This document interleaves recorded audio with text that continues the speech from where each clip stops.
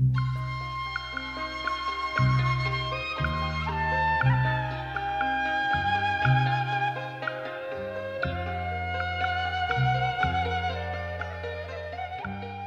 Drago was a barber by profession, and I had known him for some 30 years. He had immigrated from Italy in his youth. Manny had idealized this country and had ultimately volunteered for the army during the Vietnam War. His experiences in the war had been very difficult for him, having lost close friends and been under unspeakable stress for long periods of time. He tried to talk about it, but almost immediately broke down in tears and was unable to continue. "Do me a favor," he said. "Spit in the Mekong Delta for me." It was about a month after this conversation that we traveled to Vietnam for a vacation trip. As part of our itinerary, we found ourselves in a longboat, a kind of motorized canoe in the Mekong Delta. It had been a wonderful vacation in this very beautiful country, and it was a bright sunny day with us in a light-hearted mood until I remembered my promise to Manny. I turned to the side and said aloud, "Manny, this is for you." As I spat in the murky water, I was surprised to be taken over by my own emotion. I cried that day for Manny's pain. I cried that day for all the victims on both sides of that futile war.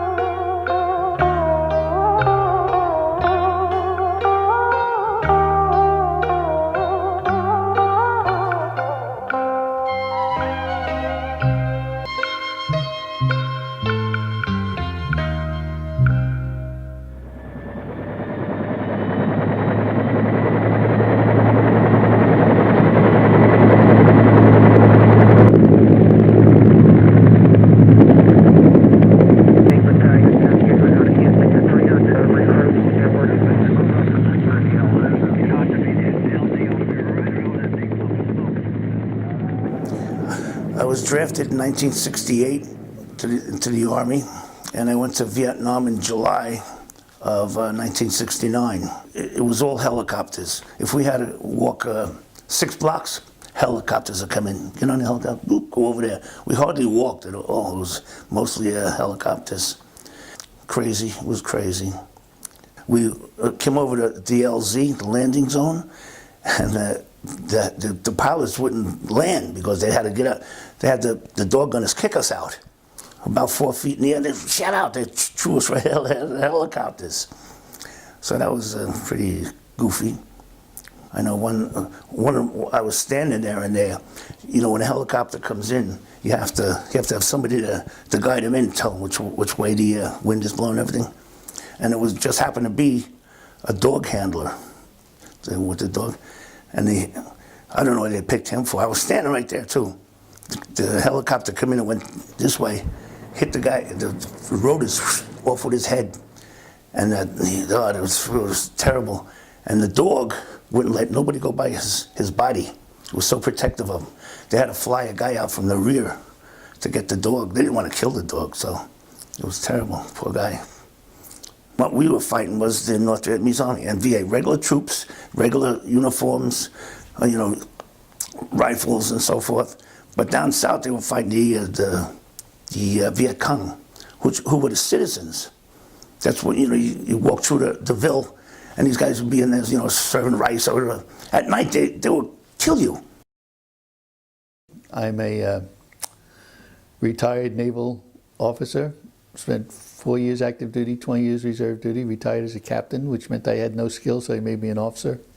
And 1 year in particular, I was in Vietnam, in the Mekong Delta on an LST, which is a 328-foot landing ship. This ship landed at Normandy. You've seen them in movies where the doors open up, the ramp goes down, and the troops and tanks go out. LST also stood for long, slow target, since we made 9 knots top speed, and we were hit a couple of times at Delta.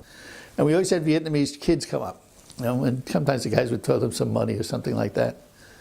And suddenly, they started giving away all their Christmas presents, all the cookies and things like that their folks had sent them. It was quite moving.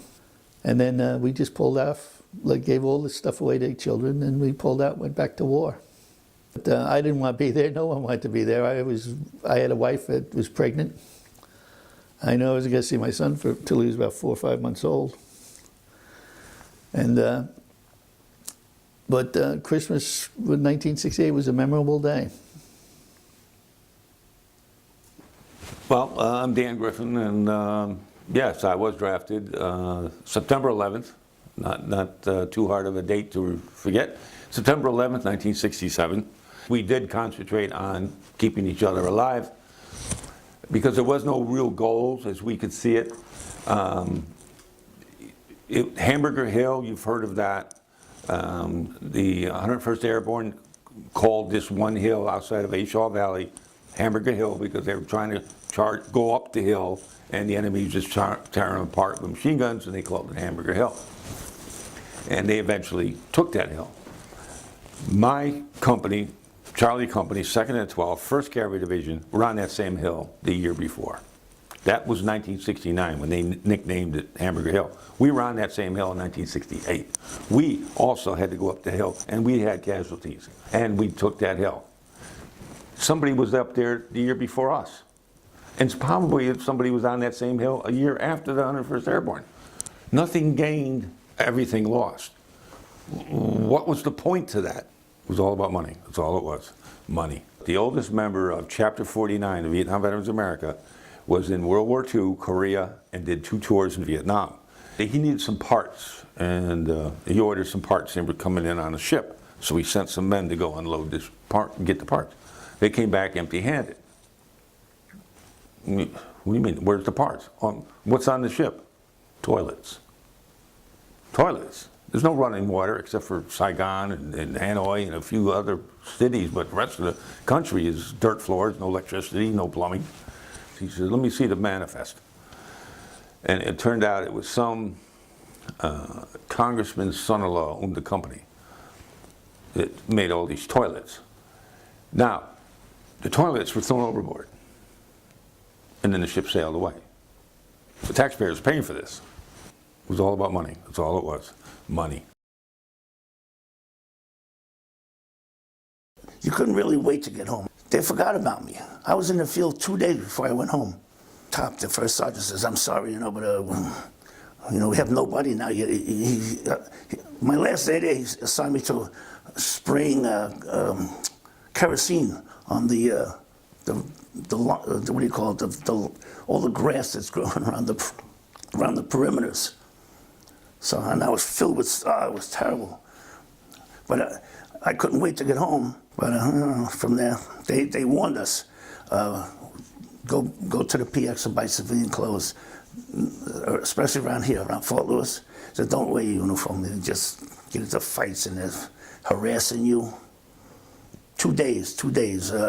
I didn't sleep. I was like, hey, we heard. And then we went down to Da Nang, get on the plane, land, and then we took the commercial jet home, Continental Airlines, to Fort Lewis, Washington. And there was people there like protesting, naturally, throwing shit at the bus and everything. They didn't bother me. I didn't bother them. But when I went home, I didn't want to hear about anything. There never was a break. There never was a safe time or safe place. So that's 24 hours a day, 7 days a week for a year. At any second, you could die. He said, that's stress. When I came home, I suffered from survivor's guilt. Because, after a battle, this guy's dead, why am I still alive? One day, my wife didn't stop getting her checks. The Army screwed up somehow, so I had to go into the rear and talk to Radar O'Reilly, go see the clerk there to find out what happened. And that day, Willard Pack from Alice, Texas, pulled my point for me. I was supposed to be there. He was. He got an AK-47 round right in the forehead. So I always blamed his death on me not being there and doing my job. But even though I was working construction every day, at night, I would drink a quart of vodka. Because I'm trying to forget that and forget what happened to Willard. When I went home, I didn't want to hear about anything. I just found out. I was home about a month, and I found out the whole unit I was with, the 101st, my whole platoon almost got wiped out. 10 guys killed in one action. So I just stayed by myself for a long time. I didn't bother with nobody. I didn't have a TV for 2 years. I had nothing to do with TV. It seemed stupid to me. And then it was the war was on TV. Every night they'd have the thing on CBS or NBC. 130 soldiers were killed this week, and blah, blah, blah. It was drilled into the people here, and I didn't want to hear it. Just didn't care. So my commitment was for 4 years. I spent a year in the Atlantic coast at Newport, and a year in Vietnam, a year and 9 days actually, in 7 hours, but I wasn't counting anything. Then almost 2 years in recruiting duty. So I came home and we settled in and produced 4 more children, all Democrats, and 12 grandchildren. I read in the newspaper this organization, Vietnam Veterans America. Let me check them out, because in 1969 I went into an American Legion Hall and they said, "What are you doing in here?" One day this guy came over to me and said he knows this veteran and needs help. You think you can help him? I don't know. I'll try. I helped him, and it was like an epiphany. That's why I survived Vietnam. I'm here to help veterans, and I've been doing it ever since. Well, it's the Vietnam Veterans of America. It's Chapter 49 here in Westchester, and it's all they do is good. They just do good for all veterans. I never knew anything like that before, but it's really good. The American Legion part of it is just sort of like strict, everything's guy has a gavel and they wear their hats, blah, blah, blah, But our meetings, you've seen it, it's a good time, everybody's laughing. It's the best. It's the best thing. I never belonged to a group like that, but it's really good. All friends, all friends.